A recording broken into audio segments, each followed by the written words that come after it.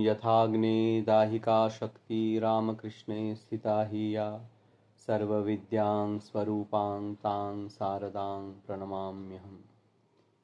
सरस्वती स्वरूपिणी श्री श्रीमा शारदार श्रीचरण कमले শতকোটি প্রণাম জানিয়ে আজকের এই এপিসোডটি আমরা স্টার্ট করছি। আজকের আমাদের এই এপিসোডটি বৃহদারণ্যক উপনিষদ থেকে। উপনিষদ কি এবং কি কি উপনিষদ আছে বা এই বৃহদারণ্যক উপনিষদের বা বিষয়বস্তুটি কি, এইগুলো নিয়ে আমরা ছোট্ট করে অন্য একটি ভিডিওতে আলোচনা করব। আপাতত এই এপিসোডে আমরা শুধু শুনব বৃহদারণ্যক উপনিষদ থেকে একটি গল্প, এবং এই গল্পটি বলার পেছনে কারণটাও আমরা তারপরে বিশ্লেষণ করব। বেশ, তাহলে গল্পটা হচ্ছে দ দ দ। হ্যাঁ, গল্পের নামটাই এরকম, দ দ দ। আমরা সকলেই নিশ্চয়ই প্রজাপতি ব্রহ্মার নাম শুনেছি। প্রজাপতি ব্রহ্মা কে? উনি হচ্ছেন আমাদের সৃষ্টিকর্তা। আমরা ব্রহ্মা বিষ্ণু মহেশ জানি।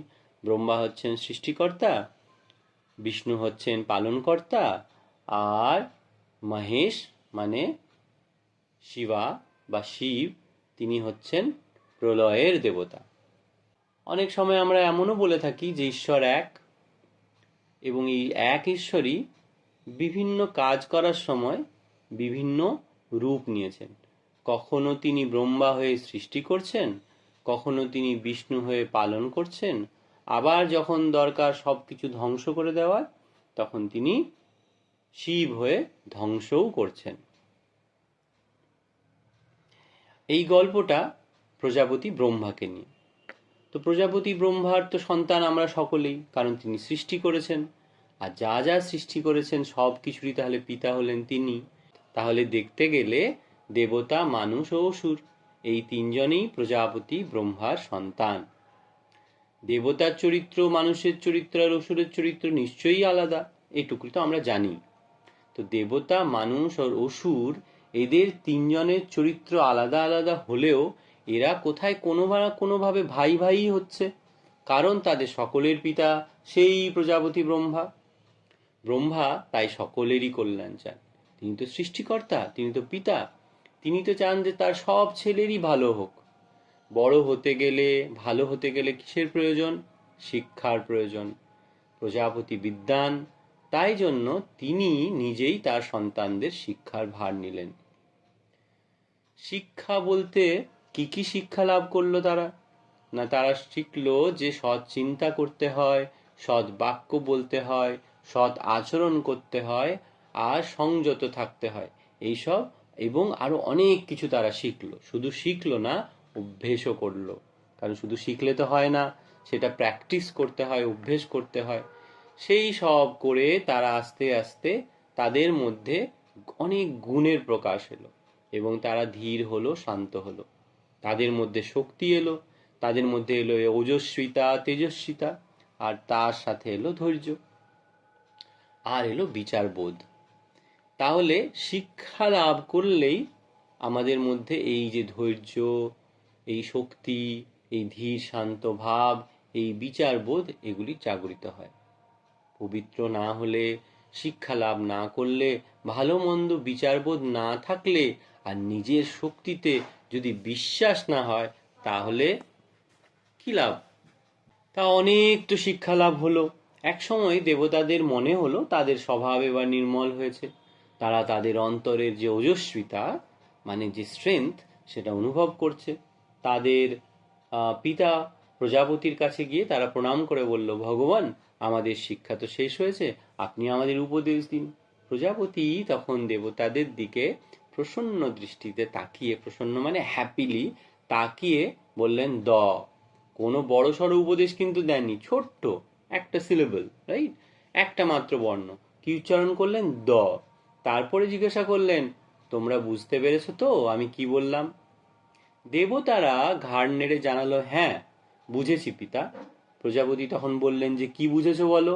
দেবতারা বলল, দাম্যত, দমন করো। বেশ, দাম্যত মানে দমন করো। দমন তো করবে, কিন্তু তারা কি দমন করবে? না দেবরাজ্যে ভোগ বিলাসিতা খুব সহজলভ্য, তাই লোভ দমন না করতে পারলে, সংযত না হতে পারলে, ইন্দ্রিয় দমন না করতে পারলে শ্রেয় লাভ করা যায় না। শ্রেয় লাভ মানে আমি যেটা পেতে চাইছি, আমি যেটা করতে চাইছি। আমি যদি চাইছি ভালো শিক্ষা লাভ করতে, বা আমি যদি চাইছি ঈশ্বর লাভ করতে, বা আমি যদি চাইছি বড় হয়ে এমন কিছু হতে যাতে অনেক মানুষের আমি অনেক উপকার করতে পারি, আমার মা বাবার মুখ উজ্জ্বল করতে পারি, দেশ আর দশের সেবা করতে পারি, এই সবগুলি এক একটা করে শ্রেয় হচ্ছে, মানে আমি যা চাই।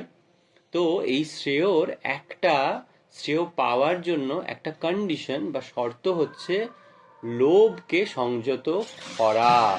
তাহলে দেবতাদের রাজ্যে টাকা পয়সা, ধন সম্পত্তি, ভালো ভালো খাবার কি নেই?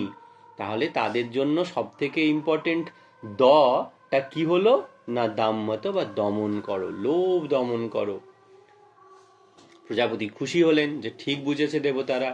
এইবারে দেবতারা তো চলে গেল, কিছুদিন পর তাদের কাছে মানুষরাও এলো। মানুষরাও তো সন্তান, তারাও শিক্ষা লাভ করেছে। তারাও বলল, ভগবান এবার আপনি আমাদের উপদেশ দান করুন। তখন এবার কি বলবেন পিতা? পিতা এইবারেও বললেন অদ্ভুত কথা একই। তাহলে কি এবারেও উনি ওদেরকে দমন বলছেন? দেখি তো। বললেন, বলো তো মানুষেরা আমি কি বোঝাতে চাইছি বলে।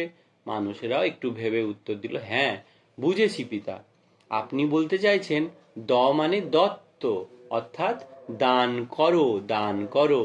প্রজাপতি খুব খুশি হলো, বলে ঠিক বুঝেছ। মানুষ বড় স্বার্থপর, বড় লোভী। তারা অন্যের দুঃখ কষ্ট নিয়ে ভাবেই না, শুধু আমার কিসে ভালো হয়, আমি কি করে আর একটু ভালো থাকবো, এই কথাই ভেবে যায়। প্রয়োজনে অপ্রয়োজনে শুধু নিজের জন্য জমিয়ে রাখে। কিন্তু শুধু নিজে বাঁচাই তো বাঁচা না, সকলের জন্য ভাবতে হবে। সকলকে নিয়ে যে বাঁচা, সেটাই বাঁচা। আচ্ছা, ধরো কোনোদিন যদি দেখো রাস্তায় ধরো যাচ্ছ, রাস্তায় যেতে যেতে যখন দেখবে একটা ট্রাক হয়তো উল্টে পড়েছে, সেই ট্রাকে যত শস্য ছিল, ভাবো যে ওর মধ্যে অনেক চাল ছিল বা ধান ছিল, সব উল্টে পড়েছে। তুমি দেখবে পাখি উড়ে আসছে, পাখি উড়ে এসে পাখি যতটুকু পাখি খেতে পারে সেইটুকুনি খেয়ে উড়ে চলে যাবে। কিন্তু তুমি যদি একটা মানুষকে দেখো, সেই মানুষ কি করবে? এত এত ব্যাগে ব্যাগে ভরে নিয়ে যাবে। অত তো খেতে পারবে না, কিন্তু সে ভাববে আমি আজকে খাবো, আবার কয়েকদিন পরে, দুদিন পরে, 2 মাস পরেও যেন আমার জন্য থাকে। এই যে অকারণ জমিয়ে রাখা, বেশি বেশি, অন্যের কথা না ভেবে, অন্যেরা কেউ একটুও পাচ্ছে না সেটাও দেখছে না, কিন্তু নিজের জন্য জমিয়ে রাখা। কিন্তু পাখিরা করছে না, দেখো পাখিরা কিন্তু শুধু যেটুকু নিজের দরকার সেটুকু খাচ্ছে। তাহলে মানুষ হচ্ছে প্রচন্ড স্বার্থপরা লোভী, অন্যের কথা তারা ভাবে না। তাই মানুষের জন্য মানে দত্ত, দান করো। অসুরেরাও এলো এবার। অসুরদেরও মজার ব্যাপার হচ্ছে, উপদেশ দেওয়া হলো সেই দ বলতে অসুররা কি বুঝলো? অসুররা বুঝলো দয়াধ্বম, মানে দয়া করো। কেন দয়া করো? বাবা, অসুরদের তো গায়ে প্রচন্ড শক্তি, আর তেমনি তারা নিষ্ঠুর প্রকৃতির। তারা আবার অন্যের উপর অত্যাচার করতেই ভালোবাসে। কিন্তু এতদিন যে ব্রহ্মচর্য পালন করেছে, এতদিন ধরে যে শিক্ষা লাভ করেছে, তাতে তাদের মন শান্ত হয়েছে। তারা এখন বুঝেছে যে তাদের স্বভাবের মূল ত্রুটি, মানে ভুলটাই হচ্ছে তাদের এই নিষ্ঠুরতা।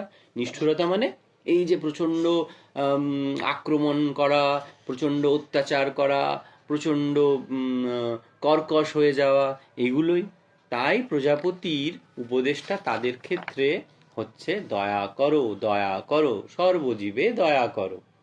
সে তো গেল অনেক কাল আগেকার কথা। আজকেও এই পৃথিবীতে দেখবে মানুষের মধ্যেই কত রকম মানুষ। কোনো মানুষের মধ্যে দেবত্বের প্রকাশ। দেবত্বের প্রকাশ মানে কি? তার মধ্যে দয়া, মায়া, নিঃস্বার্থপরতা, সততা। কারোর কারোর মধ্যে আবার অসুরের মতো নিষ্ঠুর, কর্কশ। কেউ কেউ আবার মানুষের মতো স্বার্থপর, লোভী। তো এখনকার মানুষদেরও, মানে আমাদেরও এরকম ভাবে এই যে উপদেশগুলো, যে প্রজাপতি ব্রহ্মা মানে আমাদের পিতা অনেক কাল আগে দিয়ে গেছেন, সেগুলো পালন করতে হবে। কি রকম করে বলো? তাই আজও কালো মেঘের বুকে বিদ্যুৎ যে চমকে আলোর রেখায় ফুটে ওঠে উপদেশ। কিরকম করে? যখন বাজ পড়ে, বজ্রপাত হয় আকাশে, দদ দদ দদ করে, রাইট? তো দদ দদ মানে হচ্ছে সেই একই, দাম্মত, দত্ত আর দয়াধ্বম। যখন তুমি দেবতা, দেব প্রকৃতির মানুষ, তোমরা অসংযত হলেই জল, স্থল, অন্তরিক্ষ সব ধ্বংস হবে, তোমরা নিজেরাও ধ্বংস হবে। তাই তোমরা হবে সংযত, তোমরা দমন করবে।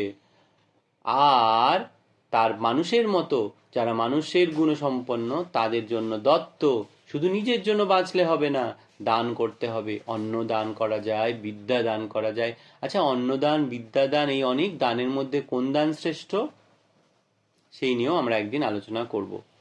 এবার এটা কিন্তু তোমরা ভাবতে পারো, ভেবে আমাকে জানাও। আর যাদের মধ্যে অসুর প্রকৃতির মানুষ, তারা কিভাবে ভাববে, তাদের জন্য কি কি উপদেশ?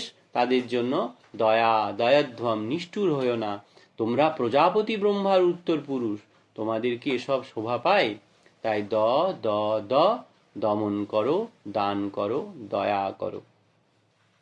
আজকের এই গল্পটা বলার পেছনের মূল উদ্দেশ্যটাই হচ্ছে, আমাদের এই চ্যানেলের যেটা আহ, প্রধান এম বা গোল, সেটা হচ্ছে, আমরা এতদিনে নিশ্চয়ই সবাই জানি বা বুঝছি, সেটা এটাই যে যেন আমাদের মধ্যে, আমাদের যে সন্তানেরা, তাদের মধ্যে, আমাদের যে উত্তর পুরুষ বা নেক্সট জেনারেশন, তাদের মধ্যে এই চারিত্রিক গুণগুলো ফুটে ওঠে, যাতে তারা যে শুধু নিজেরা ভালো থাকে তা নয়, বা নিজেরা ভালো হয় তা নয়, আম, তাদের আশেপাশের সমাজটাও, তাদের আশেপাশের সমাজে যে মানুষগুলো, তারাও ভালো হয়, তারাও পবিত্র হয়, শুদ্ধ হয়, যাতে করে সবাই ভালো থাকতে পারে।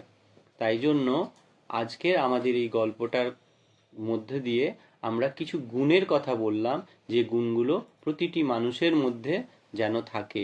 এবং বাবা মা হিসেবে আমাদের অবশ্যই কর্তব্য হবে, শুধু বাবা মা কেন, আমি যদি পাশের বাড়ির এক কাকু হই, কাকিমা হই, বা এক জেঠু জেঠি হই, আমাদেরও কর্তব্য যেখানে যেমন সুযোগ পাবো, যাতে করে এই নতুন জেনারেশন, নেক্সট জেনারেশন যারা, তাদের মধ্যে এই গুণগুলো যাতে বিকাশ হয়, সেই বিকাশ করতে সাহায্য করা। আর তাদেরকে সাহায্য করতে হলে সবার প্রথমে আমাদের মধ্যেই এই গুণগুলো আনতে হবে। কারণ আপনারা সবাই জানেন যে বাচ্চারা কিন্তু আমি কি বলছি, কি বড় বড় জ্ঞানের কথা বলছি, তা কিন্তু তাদের কানে ঢোকে না। আমি কি করছি সেটা দেখেই বাচ্চারা শেখে। তাই জন্য প্রথমে আমাদের এই দমন, দান আর দয়ার গুণগুলো নিজের মধ্যে আনতে হবে। এবং এগুলো আনলেই আস্তে আস্তে দেখব আমাদের সন্তান বা সন্তান সম নতুন জেনারেশনের মধ্যে দিয়ে, বা উত্তর পুরুষদের মধ্যে এই গুণগুলো বিকশিত হচ্ছে ধীরে ধীরে। আজকে এই পর্যন্তই। নমস্কার, সবাই ভালো থাকবেন। জয় শ্রী রামকৃষ্ণ।